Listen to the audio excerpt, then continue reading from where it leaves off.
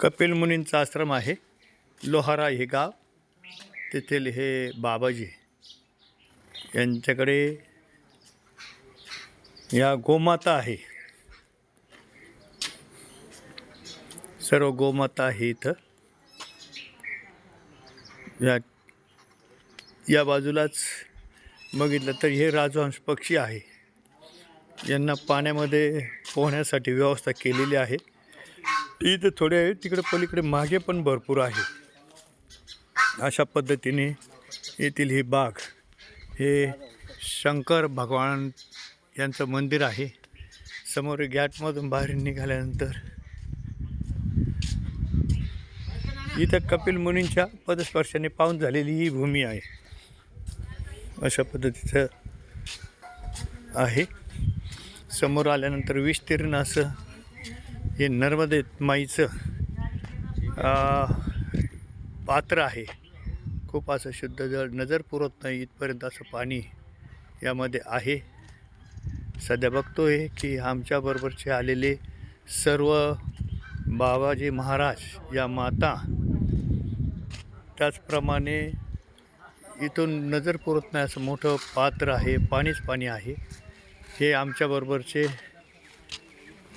आमच्याबरोबर आलेले हे जे महाराज आहे भाविक, त्याचबरोबर हे आमच्यावाले गायकवाड महाराज, हे ताकटे महाराज आणि मी स्वतः आहे. अशा प्रकारे हा नयनरम्य इथला परिसर आहे. अशा ह्या सायंकाळच्या वेळेला या मैयाच्या कडेला येऊन मैयाची अशी आरती केलेली आहे. थोड्याच वेळात मंदिरामध्ये सुद्धा आरती सुरू होईल.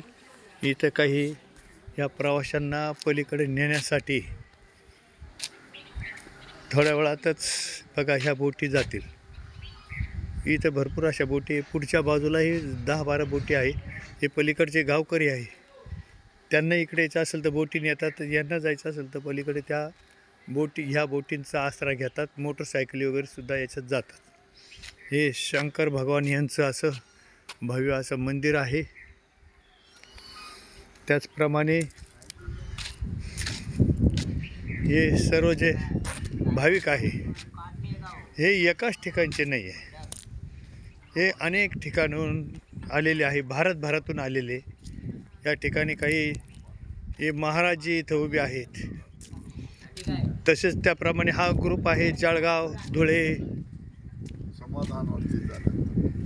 बघा जळगाव, धुळे, त्याचबरोबर काही पुण्याचे दिसतात. हे सर्व कंपनी हे बघा मोठे नर्मदे हार. बघा खूप आनंद आहे या वारीमध्ये. तुम्हाला काय वाटतं काका?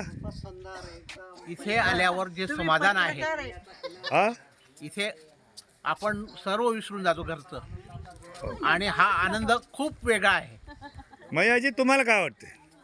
छान वाटतंय, वेगळा आनंद वाटतोय. घरचं सगळं विसरून इथं अशीच परिक्रमा करत राहावं असं वाटते सगळ्यांच्या बरोबर. आणि नेहमी गंगा मैयाचं नाव घ्यावं वाटतं. नेहमी मैयाचं नाव घ्यावं असं वाटतं. आणि सगळे एकमेकांना सांभाळून घेतात परिक्रमावासी. तुम्हाला काय वाटतं ताई मैयाजी?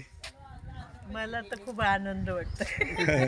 बघा सर्व भगवंताचे नाम घेत ही कंपनी, आम्ही सर्व हे बाबाजी, ह्या मैयाजी, आणि ही वारी किती आपण प्रवास केला, हातपाय दुखले बी, काही जरी झालं, मैयाजीची मैयाजींची आंघोळ केल्यानंतर सर्व दुःख विसरून जातं.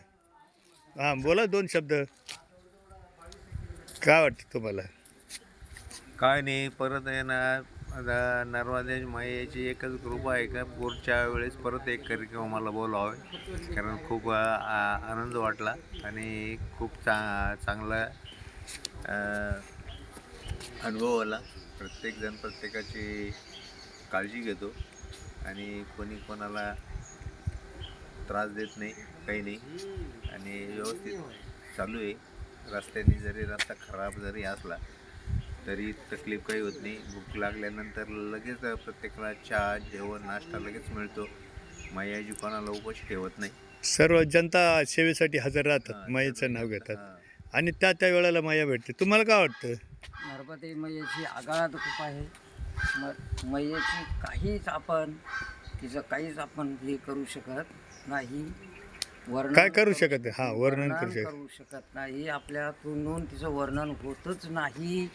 अशी नर्मदे मैयाची कृपा अनन्यसाधारण आहे. नर्मदा मैया की